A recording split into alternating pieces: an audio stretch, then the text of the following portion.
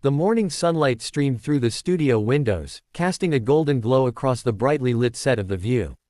It was supposed to be a routine segment, a discussion about Hollywood's latest controversies, but as soon as Kevin Spacey walked onto the stage, the atmosphere shifted. There was a tension in the air that was almost tangible, and everyone in the studio seemed to sense it. Kevin, dressed in a sharply tailored black suit with a subtle silver tie, greeted the co-hosts politely, his signature smirk playing at the corner of his lips. Joy Behar, seated opposite him, adjusted her glasses and leaned forward, clearly ready for battle.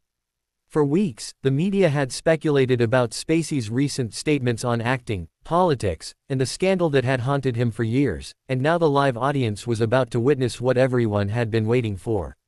From the very first question, Joy Behar's approach was aggressive. She launched into the topic with the subtlety of a cannon blast, demanding answers about the past accusations against him. "Kevin, people are talking, and I think America deserves to hear your side," she said, her voice dripping with impatience. "Do you regret what's happened? Do you think you're still welcome in Hollywood?" Kevin's response, however, was not what anyone expected. He leaned back calmly in his chair, folding his hands with the poise of someone completely unshaken. "Joy," he began, his voice measured but firm, "I've spent my life understanding human behavior, both on screen and off. What you're trying to do right now, turn a conversation into a spectacle, is exactly the kind of distraction that keeps people from real dialogue." The audience shifted in their seats. A murmur rippled through the studio. Joy Behar, sensing the challenge, pressed harder, her tone sharper now. "Kevin, that's a clever dodge, but we're live, and you owe the public straight answers. Don't try to skirt the questions." But Kevin was ready. His next words cut through the tension like a blade. "Joy, I respect you, but let's be honest. You thrive on confrontation because it's entertaining, not informative. But this isn't a comedy show, it's supposed to be a platform for discussion. If we want to address serious topics, I suggest we do it with respect, not theatrics." The live audience erupted in applause, some people standing in sheer admiration of Kevin's composure. Joy's jaw tightened. She was no stranger to debate, but this was unlike anything she had faced before. Kevin wasn't flustered, he wasn't defensive, he was commanding the conversation with precision and intellect. For the next 10 minutes, what followed was nothing short of a masterclass in debate. Joy attempted to interrupt multiple times, cutting Kevin off mid-sentence, but he anticipated her moves with the calmness of a seasoned strategist. Each interruption was met with a poised rebuttal, a subtle smile, and an unshakable gaze. "You see," Kevin said at one point, "the problem isn't my past, it's how society treats mistakes. We're human, Joy. We falter. We make choices we regret. But the real question is, do we learn, grow, and contribute positively afterward? That's what we should be discussing, not sensationalizing errors for ratings." The co-hosts exchanged glances. Some looked amazed, others looked uneasy. This wasn't turning into a standard celebrity controversy segment. Kevin Spacey had transformed it into a philosophical debate, forcing even the most skeptical viewers to reconsider their preconceptions. Joy, trying to regain control, shifted tactics. She brought up the industry's reaction to Kevin's return to acting and the backlash he faced. "Kevin, you've been given second chances, yes, but many people feel like the consequences haven't matched the allegations. How do you respond to that?" Kevin leaned in slightly, his expression serious but not hostile. "I think it's crucial to understand the difference between public perception and personal accountability. Consequences aren't always visible or immediate, and forgiveness isn't always about erasing the past, it's about acknowledging it and striving to be better. If Hollywood, and society at large, can't distinguish between spectacle and substance, then perhaps the problem isn't with me. Perhaps the problem is with how we choose to consume stories." At that moment, the live audience held its collective breath. The studio lights seemed to brighten, casting Kevin in an almost heroic glow. Every word he spoke resonated with clarity and authority, cutting through the noise and leaving a lasting impression. Joy Behar, visibly frustrated, tried one last time to regain her footing. "Kevin, some people will never forgive you. Do you think you deserve their forgiveness?" Kevin paused, considering the question carefully, and then delivered a response that would be remembered long after the segment ended. "Deserve?" he asked, his voice calm but unwavering. I'm not here to be forgiven or condemned by the masses. I'm here to take responsibility for my actions, to continue growing as a person and an artist, and to contribute meaningfully to the world. Forgiveness, like respect, is earned through consistency, integrity, and time, not headlines or soundbites. A stunned silence fell over the studio. The cameras panned across the audience, capturing faces of shock, admiration, and even a hint of guilt. Even the producers behind the scenes were whispering among themselves, realizing they were witnessing something rare, a celebrity who could dominate a live discussion not through theatrics but through intellect and authenticity. As the segment drew to a close, the tension between Kevin and Joy remained palpable, but it had shifted in nature. It was no longer a battle of personalities, it had become a lesson in restraint, poise, and eloquence. Kevin's final words echoed in the minds of everyone present: debate isn't about defeating someone. Debate is about illuminating truth. And that's what I intend to do, whether people like it or not. When the cameras cut, the applause that erupted was thunderous. Kevin Spacey had not only survived a live confrontation with one of television's most formidable hosts, he had emerged victorious in a way that was subtle, intelligent, and undeniably powerful. Joy Behar, though visibly frustrated, could not deny the impact of his words. The segment would dominate headlines, clips would go viral, and discussions would rage across social media for days, but one fact was clear: Kevin Spacey had shown the world that he was still a master of the stage, whether on film or live television. And as he exited the studio, flanked by his team, Kevin's calm demeanor contrasted sharply with the storm he had just navigated. Reporters and audience members alike whispered, trying to capture the magnitude of what they had witnessed.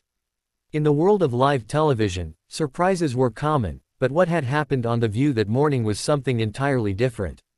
It was a reminder that sometimes, intellect and composure could triumph over confrontation and spectacle.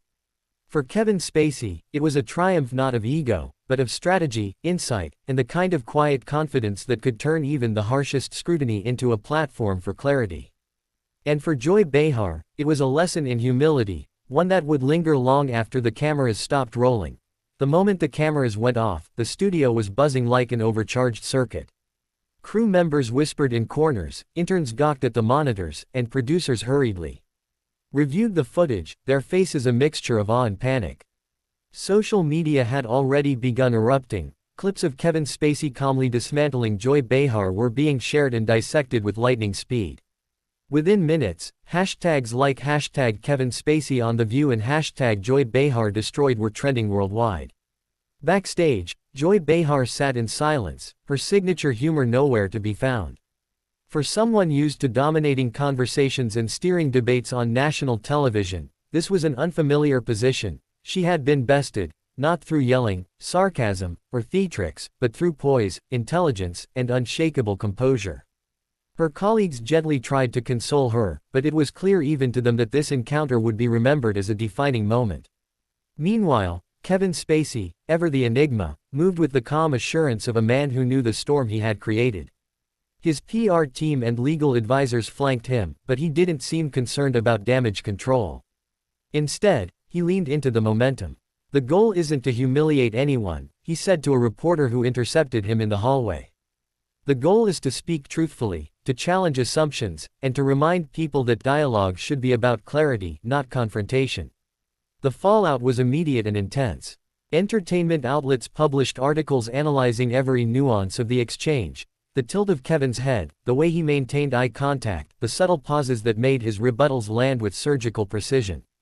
Political commentators, social media influencers, and Hollywood insiders debated the segment endlessly, dissecting both Kevin's approach and Joy's response, or lack thereof. Within hours, Kevin's appearance was no longer just a television segment, it had become a cultural moment.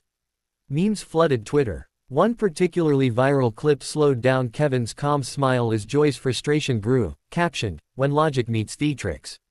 The segment even inspired think pieces, exploring themes like accountability, public perception, and the power dynamics of live television.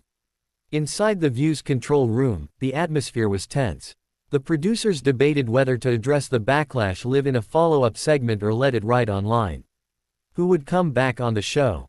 How would audiences respond to Joy's handling, or mishandling, of the confrontation? Ratings had spiked, but at what cost? For the first time in years, the show's co-hosts had been outmaneuvered by their guest. Days later, Kevin Spacey's team strategically released an extended clip of the interview, highlighting moments where he calmly addressed sensitive topics without aggression.